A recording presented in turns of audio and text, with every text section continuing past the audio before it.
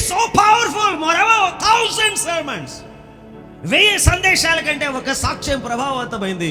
యేసయ్య అనుకుంటున్నాడు, నీవు కనీసం ఏనాటికైనా ఒక సాక్షి అవుతావేమోనని. అది నాన్న శిష్యులు హతసాక్షులయ్యారు. శిష్యులు హతసాక్షులయ్యారు.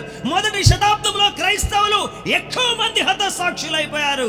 వారి తలలు వధించబడినాయి, వారి చేతులు నరికివేయబడ్డాయి, కాళ్ళు నరికివేయబడ్డాయి, సింహాలకు ఆహారమయ్యారు, దున్నపోతులకు ఆట విడిపోయారు, చర్మాల్లో కుట్టివేయబడ్డారు, అగ్నితో కాల్చివేయబడ్డారు. ఈ దినం సంఘం అయితే నిమ్మకు నీరెక్కకుండా we should be a witness.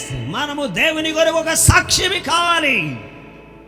ఏదో కాదు, నీవు చూచిన దానిని, నీవు వినిన దానిని, నీవు గ్రహించిన దాన్ని, నీ చేతులు తాకిన దాన్ని, నీవు అనుభవించిన దాన్ని ప్రకటించడమే సాక్ష్యము.